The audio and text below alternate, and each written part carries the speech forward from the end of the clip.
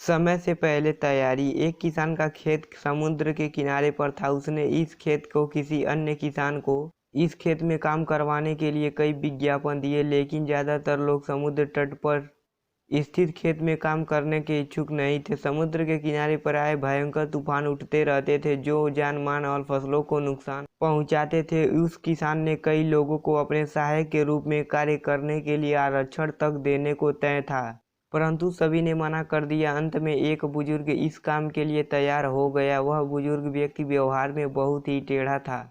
वह बहुत कम बोलना पसंद करता था और उसका शरीर दुबला पतला था। वह बुजुर्ग व्यक्ति किसान के पास आया।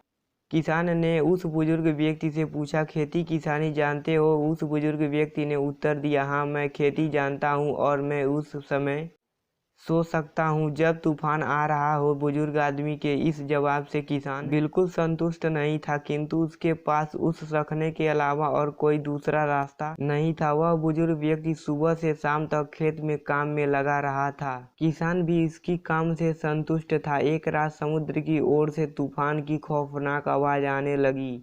किसान काफी डर गया। किसान अपने बिस्तर से बाहर निकला और अपनी लालटेन को जलाया। इसके बाद वह किसान दौड़ते हुए उस बुजुर्ग व्यक्ति के पास पहुंचा। वह किसान बहुत ही नाराज हुआ यह देखकर कि इतनी तूफान में वह व्यक्ति सो रहा है। उसको झटक देकर किसान ने जगाया और कहा, जल्दी उठो, तूफान आ रहा है, सभी चीज को बांध लो ताकि तूफान उन्हें उड़ा न ले जा सके। उस आदमी ने करवट बदलते हुए कहा, नहीं श्रीमान, मैंने आपसे पहले ही कहा था कि मैं उस समय सो सकता हूँ जब तूफान आ रहे हो। उस किसान को बुजुर्ग आदमी के इस दो टूक उत्तर से बहुत गुस्सा आया। वह तत्काल उसे नौकरी से निकालना चाहता था, लेकिन वह तूफान से बचाव के लिए बाहर का नाराज देखकर वह व्यक्ति आश्चर्यचकित हो और उसने देखा कि खेत की सूखी घास के ढेर तिरपाल से ढके हुए थे। सभी गाय अपने तबले में बांधी हैं और मुर्गी अपने दरबे में भी, साथ ही साथ दरवाजे बंद थे। हर चीज भी बांधी थी और एकत्रित थी। कुछ भी तूफान में उड़ नहीं सकता था। किसान को तब जाकर उस बुजुर्ग आदमी की बात का अर्थ समझ में आया। वह किसान अपने बिस्तर की ओर लौटा और आराम से सो गया। तो साथियों, इस वीडियो से आप सभी को क्या सीख मिला, कमेंट बॉक्स में जरूर बताइएगा।